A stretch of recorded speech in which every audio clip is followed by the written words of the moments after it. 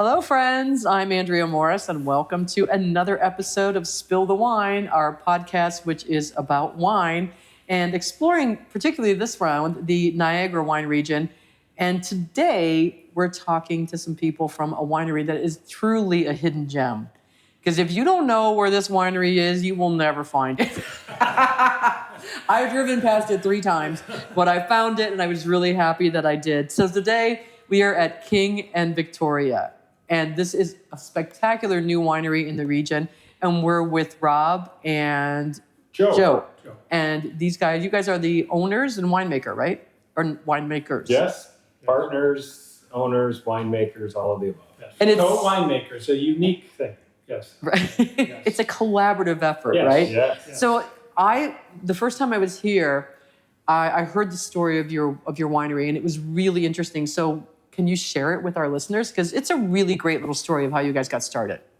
Well, we're brothers-in-law as well as partners in this. So it's myself, my wife Tracy, my sister Liz, and Rob are the 4 principals in it. And we found this property back in 2002 when Liz and Rob were living abroad and wanted to find a base back here in Canada. So Liz and I are 4th-generation farm family, so I was always on the lookout for properties. Saw this little gem of 20-mile bench that was just motorbike trails, no crops on it at all, and we knew we had something. So we reached out to Liz and Rob in Germany, and the rest is history.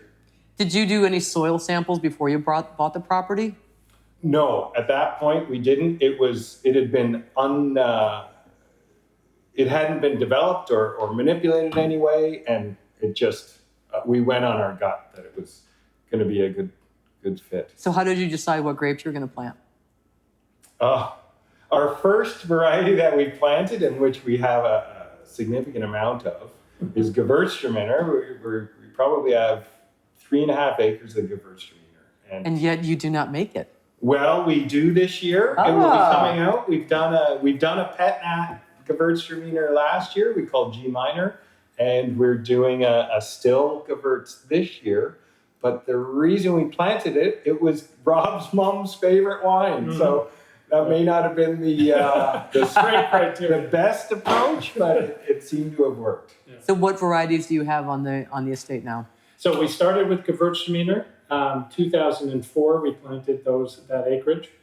Then Reisling, then Sauvignon Blanc, then Pinot Noir. So over a 3-4 year period, we planted 13.5 acres. Wow. Yeah. And do you guys hand harvest or do you machine harvest? A combination of both. For Pinot, certainly hand harvest. And Riesling depends on the year and what we're trying to make. Yeah.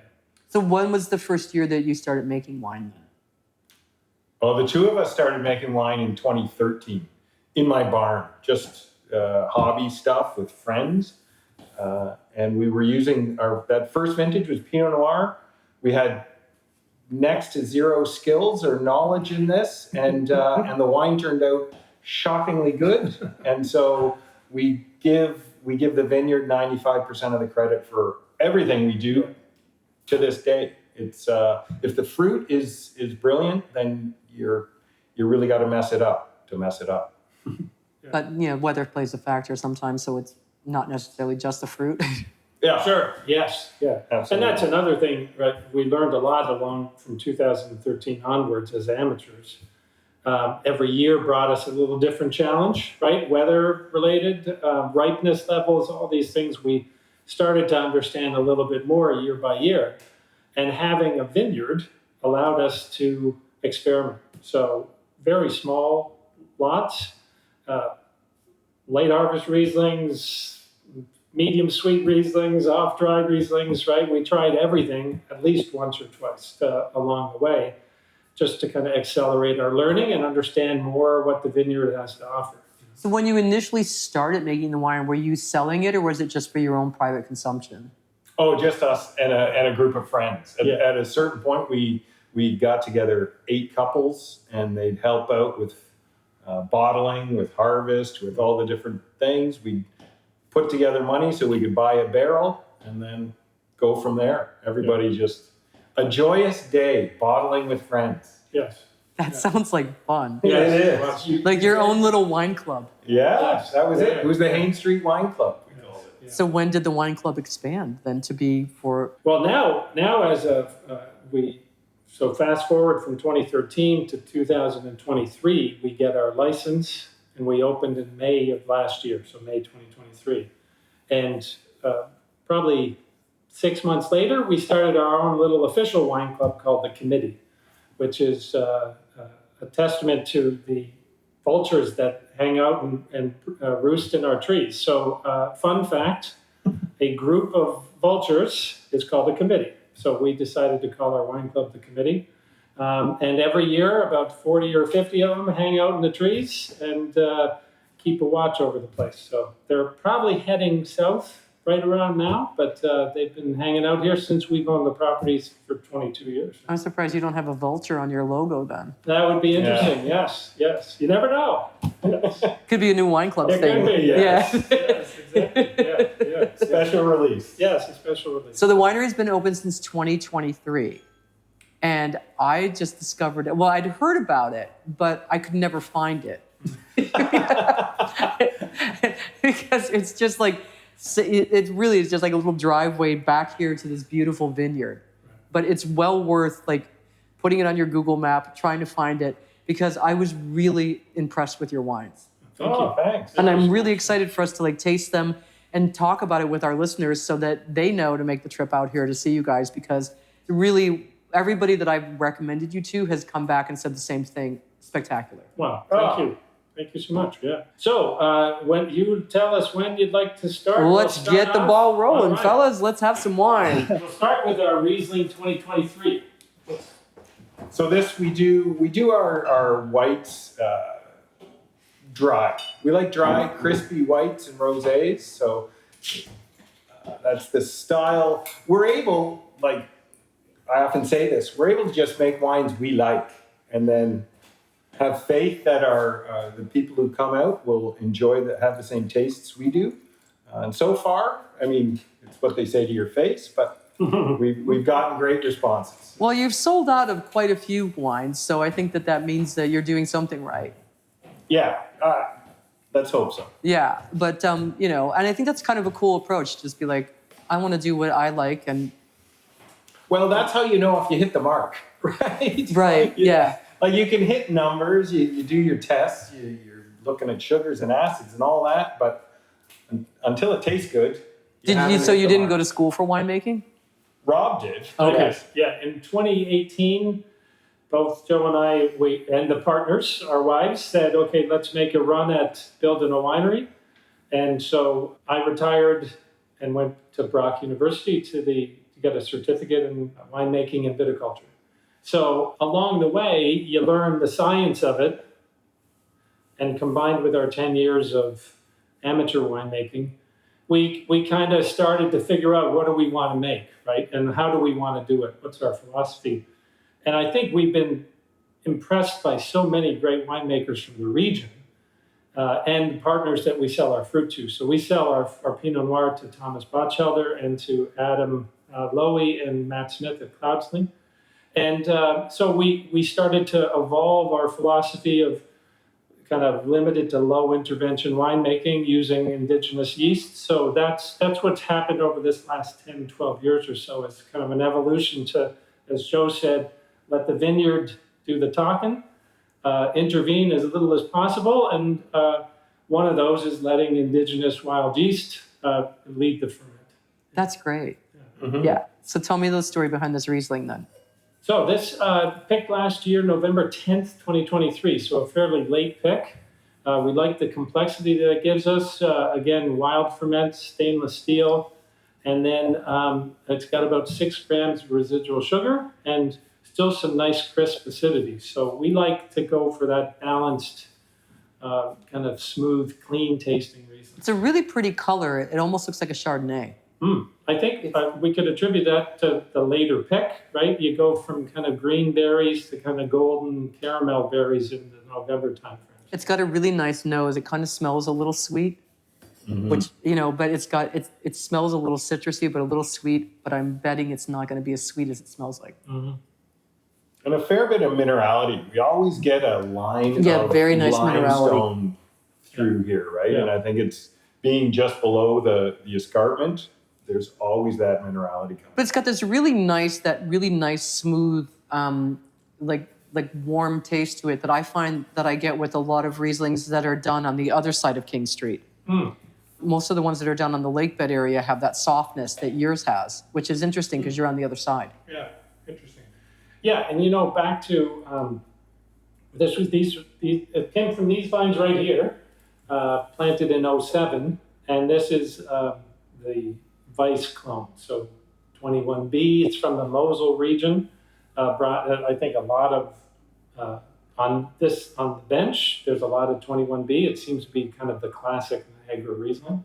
So and then with the clay and limestone soils, you get that minerality, and we're always trying to get that balance. Right? I think both Joe and I worked at Cave Spring, and that would be why, yeah. Yeah, we love all of their Rieslings, and certainly this is kind of the style that we, over the years, have kind of gravitated to what we like. It's a nice blend of the citrusy and the warmth and the softness. That it's a really great Riesling. Oh, thank you. I know that everyone I brought to your winery has come home with it, so that's a testament.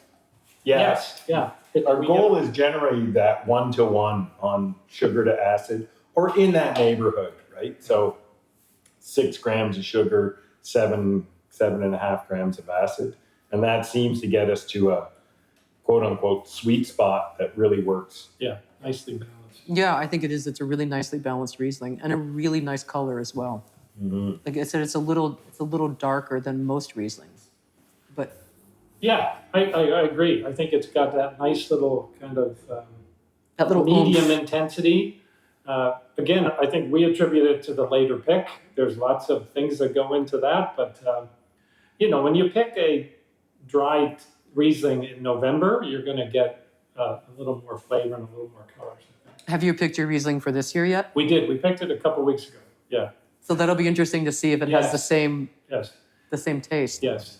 Yeah. It must have been kind of even 2-3 weeks ago we picked it. Yeah. Wow. Yeah. And this one that we're tasting now, 2023, from these vines closest to the winery, they are always slow to drop acid. So that may be some of what we're seeing here. The acids stay high, so it stays fresh even as the berries turn color and seem to be going golden.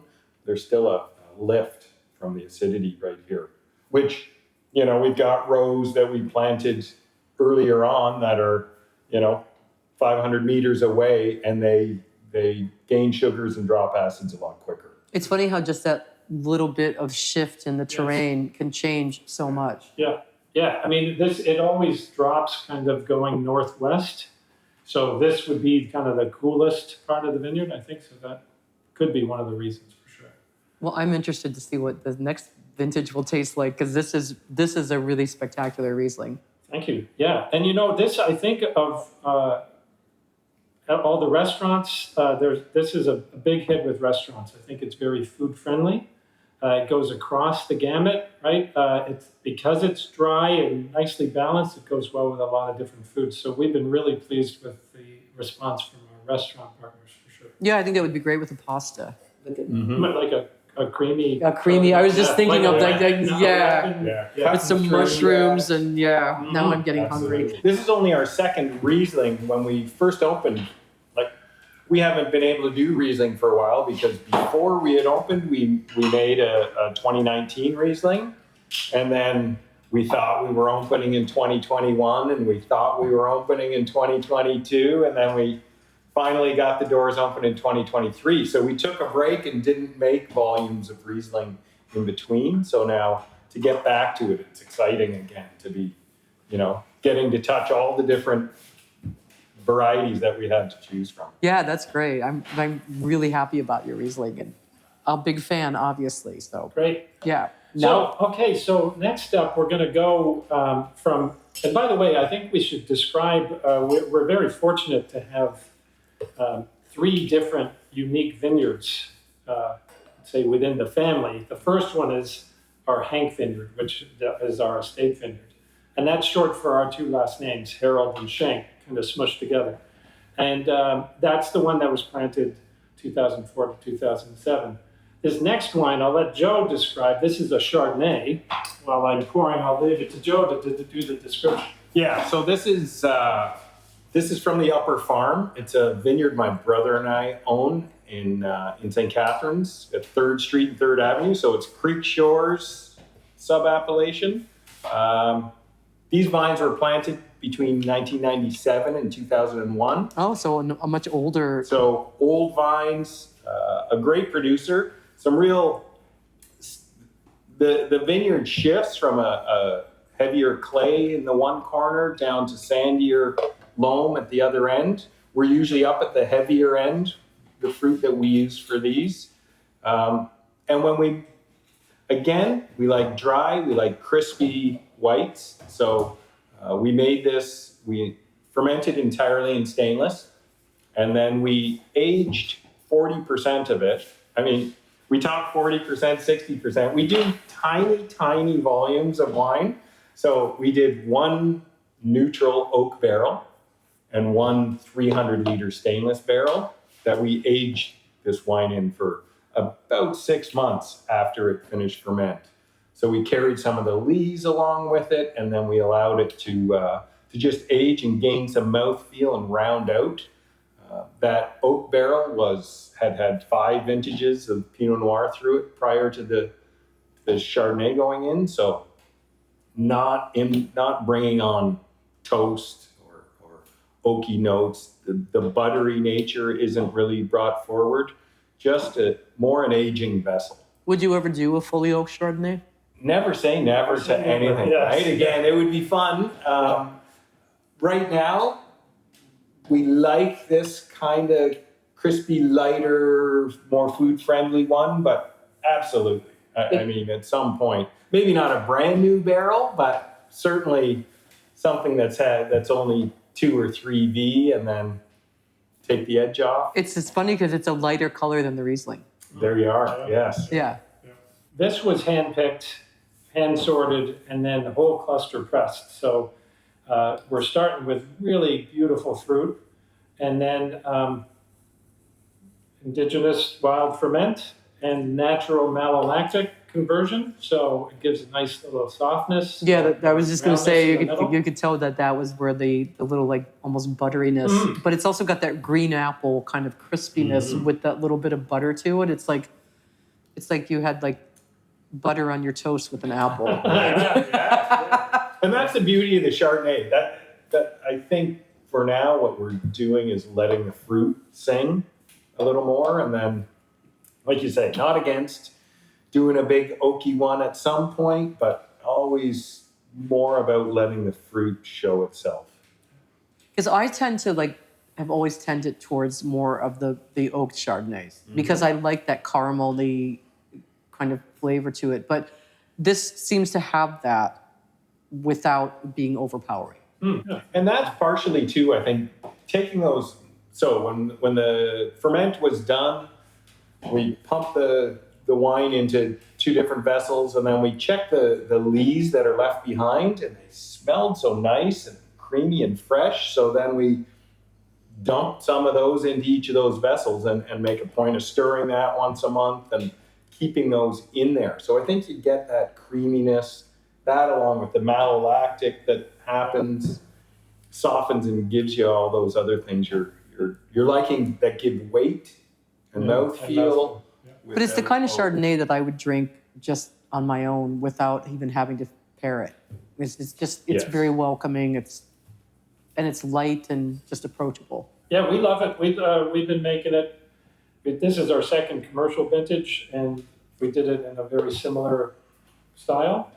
And the feedback from customers and restaurants have been very positive. So, back to the point about never say never.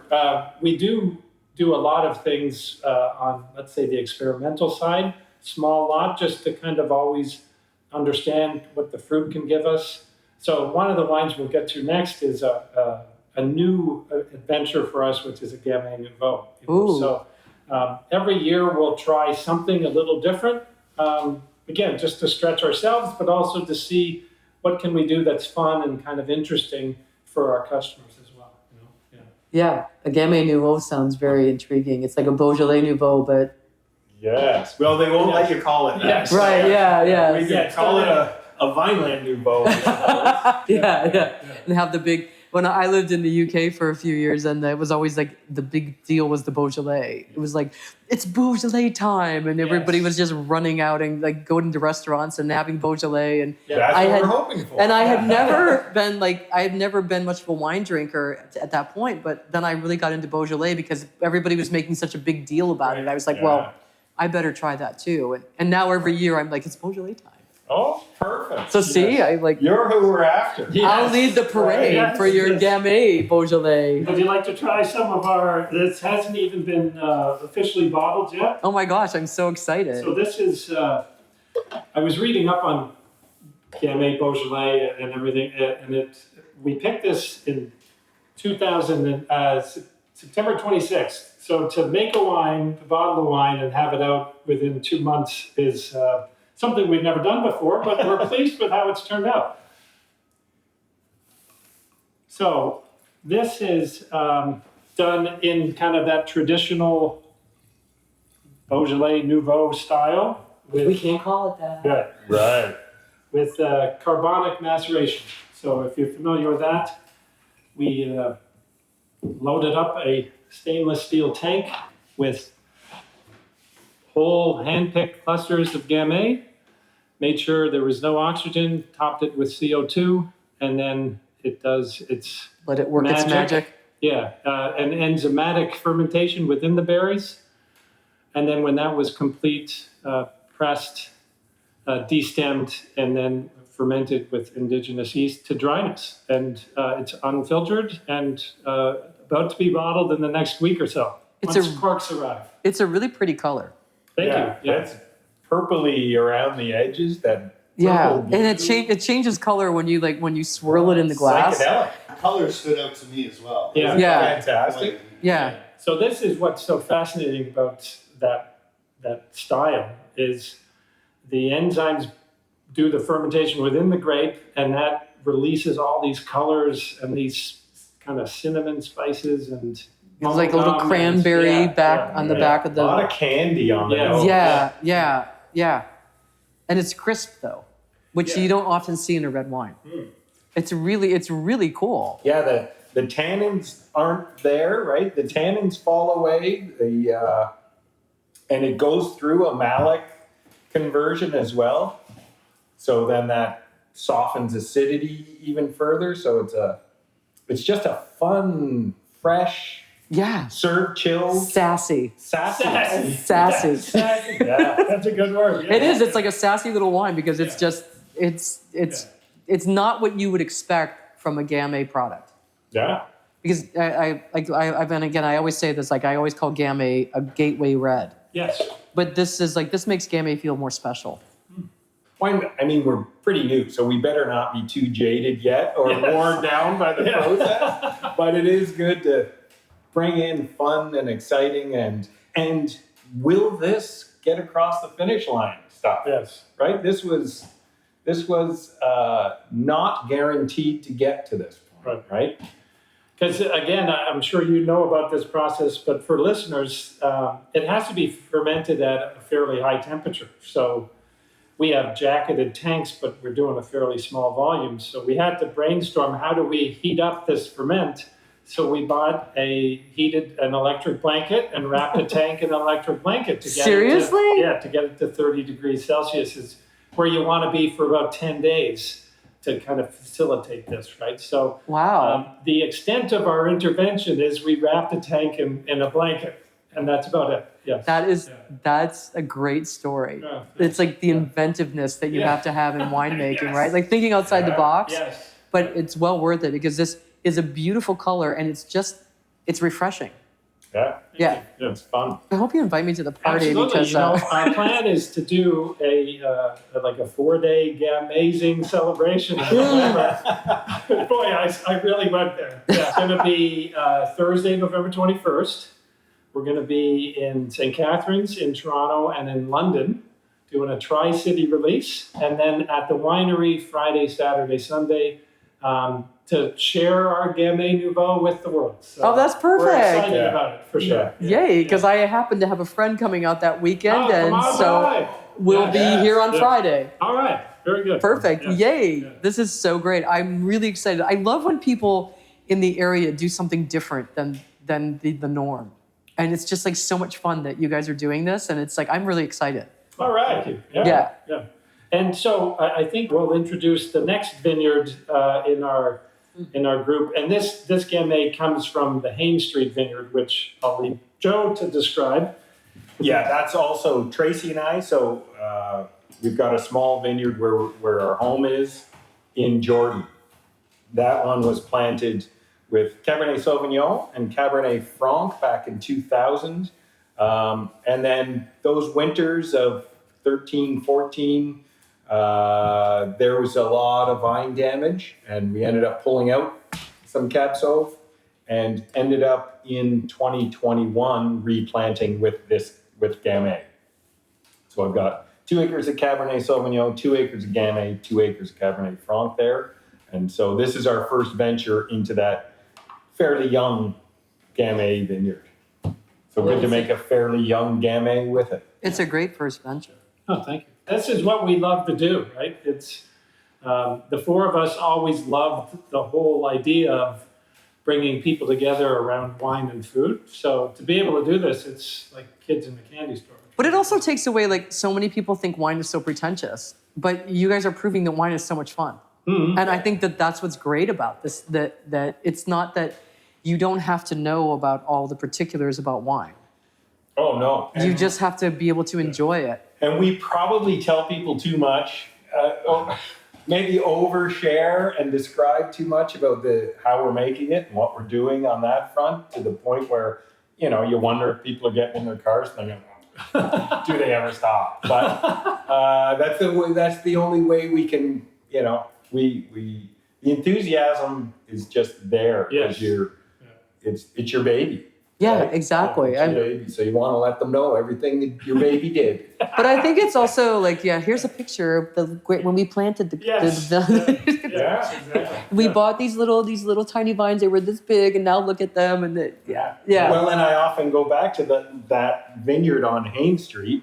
We remember clearly that it was 2000 because we had a 2-year-old, and she was pregnant with our youngest. And there's just this picture of the vineyard being planted with the little family there. So that's so sweet. Yeah.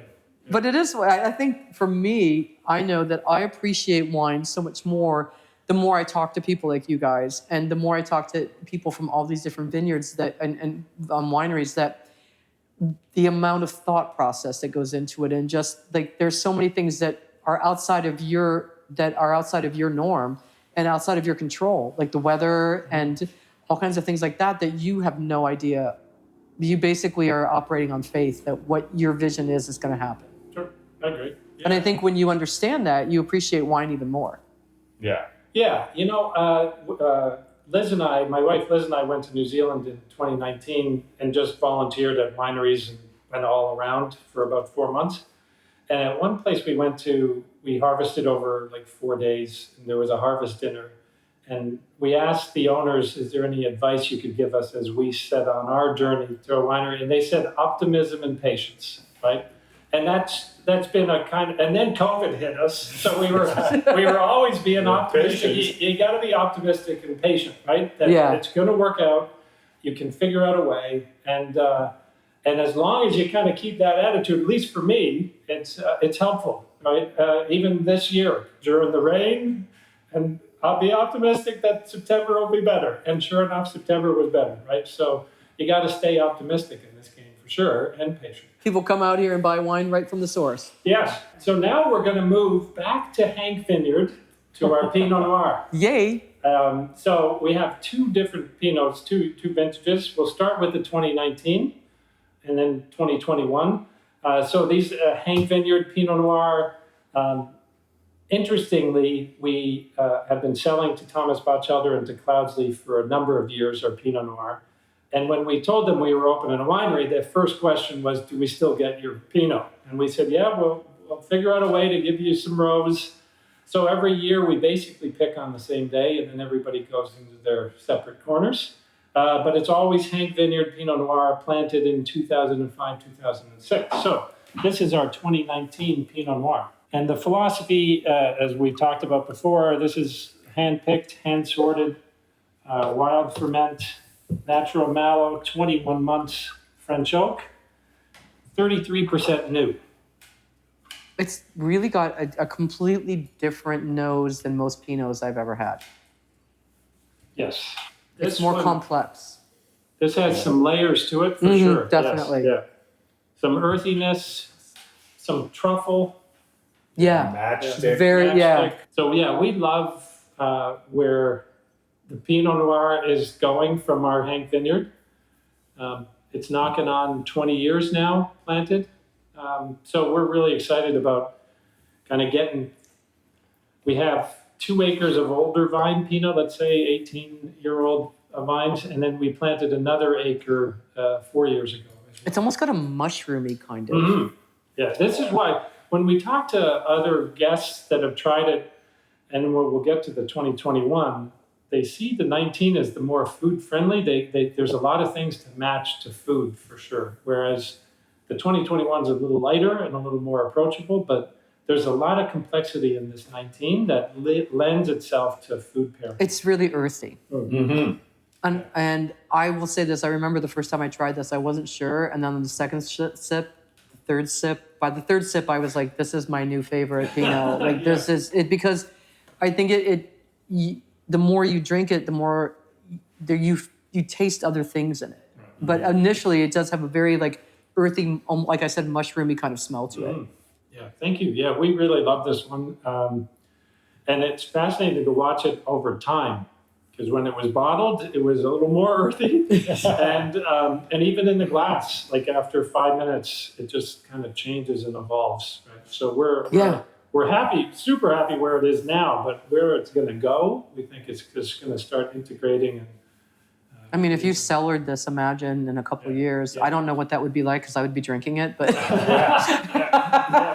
This is the one that I feel like has another 7 or 8 years. yeah, I think easily. Oh. I think in like even in like 2 or 3 years, this would be like you'd open this and probably just die because it was so good. Yeah, there's a depth and richness to it that we, sometimes they're more on an ethereal level. Like I do think the 21 has some complexity there, but it's lightness and you're, it's hard to grasp entirely. Whereas this has got a weight to it that carries a lot, and not unlike the 2020, which was a big, bold, dark Pinot. But I think this has more complexity than the 2020. Agreed. The 2020 was crowd pleasers, right? You probably know the reds across the region. And on 2020, crowd pleasers in 2020. It was maybe uncharacteristic in Pinot to be so rich and deep and ready to drink today. Right. Yeah, because I always find Pinots to be a little thin, but that's okay. But this is not. Yes. Yeah, so it has, we're really pleased with it. And, well, to be honest with you, we're pleased with all the Pinots since 2013 when we made our first one. And every year we hold a Pinot Noir vertical event in August where we go through 4 years to kind of explore how it's evolved and changed and to compare across vintages. So it's a fascinating evening because in some ways the winemaking, the fruit's the exact same. It's really the year that's changed, right? The weather. And so you can really almost see it in the glass, right? And then once you smell it and taste it, you can kind of almost transport yourself back to 2021 or 2020 when everybody was happy in 2020. It was COVID, but it was beautiful weather, right? Yeah. That's for sure. It was really wonderful weather here in 2020. So Wine growers were happy. yes, yes, exactly. Yeah. So speaking of the vertical, so the 2019, a year ago in August, we did our vertical night, and it was a much more closed and maybe more reductive nose on it. And we do a show of hands at the end of the tasting of the 4 wines. What's your favorite? What's your favorite? And there was about 10% of people chose the 19 as their favorite in August of 23. Fast forward to August of 24, and it was probably more like 30% of the room chose it as their favorite. So just that integration in the bottle has taken it to another level. But that Hank Vineyard is like I was at Bachkelder on the weekend, and when I saw that, I was like, I know that's going to be a great Pinot, because I know that I know the wines, that the grapes that you produce from that vineyard are spectacular, and it was a really great Pinot as well. so that's great. Yeah. Well, and so we planted another acre of Pinot Noir vines. We pulled out some more Riesling, and in 2021 we planted another acre, and next spring we pulled out some more Riesling, and we'll plant another acre of Pinot, because to date, that's the message we're getting, right? This is a unique spot for our. It really is, because it produces a spectacular Pinot. So I think you're wise to do that. Thank you. Yeah. Speaking of Pinot, would you like to try the 2021? Well, twist my rubber arm. This is 2021, but pretty much the exact same approach. Wild ferment, hand-picked, hand-sorted, 21 months, French oak, 33% new. So the exact same approach. But different color. Yes. A little lighter. 21 was an interesting year. From a weather perspective, it was really nice until middle of August, and then it was cloudy and rainy during harvest until, let's say, the end of September. So this is why we attribute this is a little lighter in color. Much lighter, and also doesn't have that earthiness on the nose. Yeah, more floral. It's much more floral, yeah. Red fruit, yeah. right? That really red cherry. Yeah, definitely red cherry smell to it. Mm-hmm. Yeah. I think that's the feedback. We decided to sell them side by side, to offer them to customers side by side. And it's about 50-50. Some people say, I'm going to take the 19 for food, and I'm going to take this because it's a little more approachable. It'll be my sipping Pinot on a Friday night or something like that. So it's fascinating. Again, the same approach, same fruit, and the Different difference year. a year makes. Yeah. Which also goes to show you how much the weather plays a factor in the taste of wine. Right. Yeah. Because it was a very rainy fall. And I seem to remember that everybody was losing crops that year.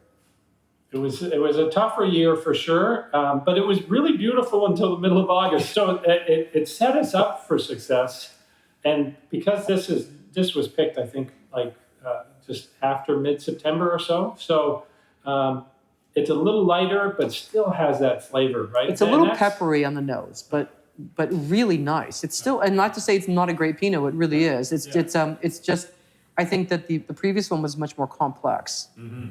Yeah, this seems. I always describe it as ethereal. I think it's just light and lifted. And, it is. Yeah. And Pinot is notoriously, it is a thin-skinned grape. So it was a challenging harvest, right? You've got really lovely fruit that's ripened up. And then when rains hit, it's a lot of sorting in the vineyard. It's a lot of care has to go into making sure you get really clean fruit coming into the winery. Well, since you do Pinot, Gamay, and Chardonnay, have you ever thought about doing a rosé? We do a Pinot Noir rosé. Damn it! Yeah, we've sold 3 vintages in here. Yes. Wow. So we started out. We do let's go back. We do ridiculously small volumes of almost everything we do. So the rosé, we've gone through 3 vintages of that. We've gone through 3 vintages of Sauvignon Blanc. We're on our 2nd vintage of Chardonnay, and we're, let's say, 16, 18 months into this venture of selling wine. So we've got Pinot Noir Rosé in the back that's been finished, and it's kind of put to bed right now. So yeah, wait till April, let's say. Yes. Ooh. April, May, Yes. we do a release. That's all part of it too. We'll do. It just seems so far away. It does, doesn't it? We do release days again to bring traffic in and to get feedback, right? To celebrate with people. The more people come through and taste in your presence, then you get a better sense of whether you're doing it right. Well, I would say that I tried yours. I like blind bought your Sauvignon Blanc because I had been here. We were tasting with you, and I was like, It's not. You only have like 4 bottles left. I'm just gonna buy that because I want to try it. And then I actually wanted to call you and go, could you save the last bottles for me? Because it was so good. I was blown away. And then I gave mine up to other people. So You're very kind. Yeah, I think that's the other thing we haven't touched on is, yes, we make a Pinot Noir rosé, and we follow that same process, right? We want it really crisp and clean, and the last couple of vintages have gone to complete dryness, but really balanced and lovely. So we were surprised at how quickly that went, right? So we were pleased, but we made more this year at least. thank God. And the same with our Sauvignon Blanc, Rich, you touched on. We're into our 4th vintage in tank right now. It's finished. And Joe and I tried it this morning on our morning routine of tasting through things. And we think it's going to be another cracker of a vintage. So we're really excited about Sauvignon Blanc. We have 2 acres planted. And that was planted, I think, 04, 05, somewhere around there. Well, we might have to come back and do another, like a little, special addendum on the rosé and pet nats. Yeah, exactly. We haven't even gotten into pet nats yet. Yes. Oh my God. We could do a tank taste day rather than bottle taste. Oh my God. I love that. That would be fantastic. Yeah. So, speaking of that, just to kind of round out the pet nats, we, a long time ago, started doing it as amateurs. Mm-hmm. We like bubbles. We like the fun of bubbles. We like greeting people with bubbles.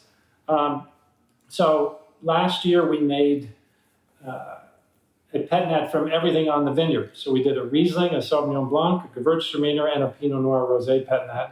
And they sold very, very quickly. So we made more this year, and we're going to have a release party. Typically it's in April. So stay tuned, everybody. In April, we'll have a 4 varietal kind of pet nat party. So hopefully you'll have a lineup out the door by then.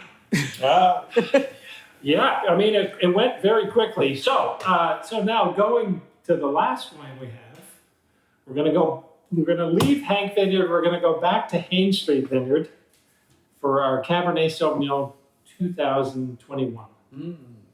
So all those challenges that we saw in Pinot Noir in 2021, like we said, we had a sunny summer, lovely, middle August, starts raining, stops by the end of September. So that's a challenge in Pinot world. So Blanc too, because you've got harvest coming right in that window. But with the cabs, they don't generally harvest till November, let's say. Last week of October to second week of November. So the rains came, gave them a bit of a boost, and then the rain stopped. So then October was lovely again, right into harvest of cab. So it really didn't, it didn't cause us any harm, really, on the cabs. This Cab Sauv, planted in 2000. Tracy and I have been farming it for all those years. Never produces much crop.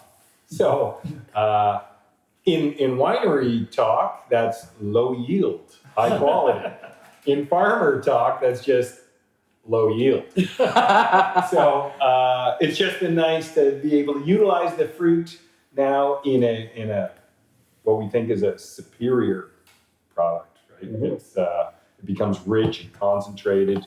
There's not so many Cabernet Sauvignons around, right? No, there aren't. There's more Cab Franc than Cab Sauv, but I think the legs on this are beautiful. Depth and richness to Cab Sauv that still entices us. Agreed. Yeah. So this one we just released. So a 2021 released in 2024. It was barrel aged for just under 3 years. So we took the best of the 2021 different barrels, put it back into a neutral barrel for another year, and bottled it in June of this year. So it gives a little more richness, a little more complexity. And yeah, we love how this is showing right now. It's really approachable. And we do have a Cabernet Franc as well, but that's going to be released next year as well. So yeah. Just thought I'd let you know. Always leave them wanting more. Exactly. It's like you're like the greyhound at the race. You're like, it's like you're the holding the wine bottle in front of me, going like, come on. Yeah. No, this is really nice. It's got a lot of body to it, but I can see that if you cellared this for a couple years, it would be like, don't even share it with anybody, because that's how good it is.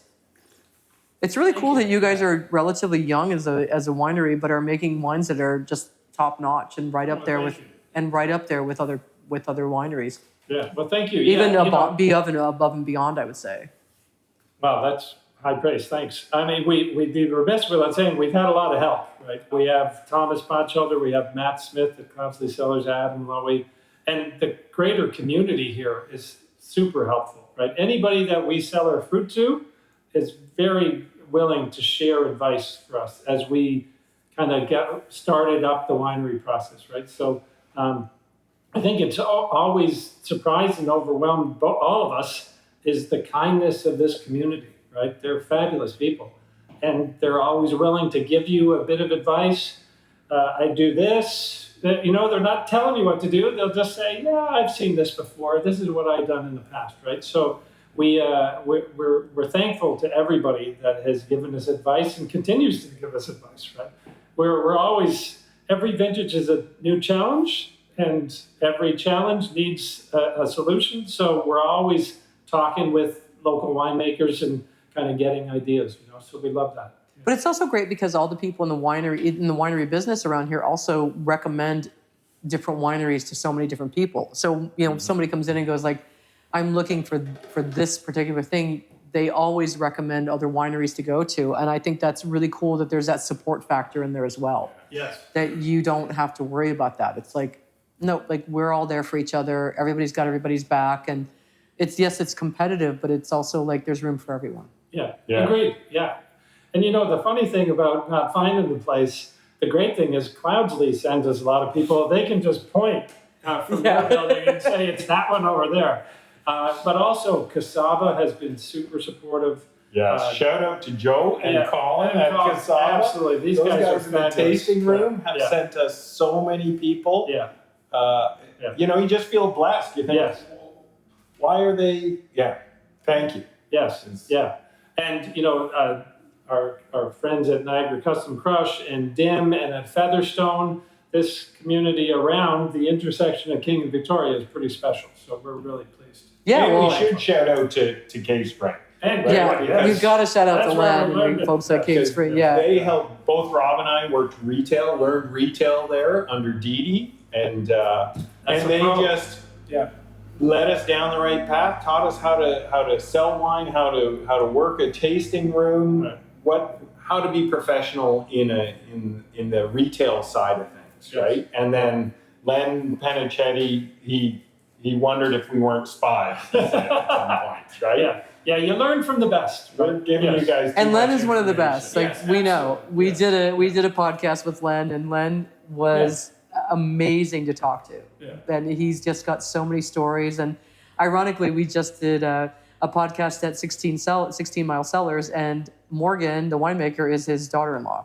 Right. So she has also have that gift of gab. So it's like, what? It's great. I love that everyone is so supportive. Yes. Well, Len was great. Tom has been a friend for years. And then Anna, Tom's wife, she's a Weiss. So this Weiss clone, the Reisling Weiss clone that first started, it was spread at Vineland Estates and Cave Spring were the first to adopt it here. That's Anna's family from Germany. So the roots are deep, and again, so you take from those people who have 30 years, 40 years of experience in this business. Mm-hmm. Yeah, and then you guys did them proud. I'm excited for your new ventures. I think that you guys are you know, it's hard to think of you expanding in this area, but yeah. You know, we've grown to be very efficient. When we're done here, if you want, you can peek inside. We have every square foot of this place with fermenting wine at various stages, for sure. Yeah. But that's great because it's like it's a great use of space, and it's a great it's a beautiful location when you can find it. Yeah. 3845 Victoria Avenue.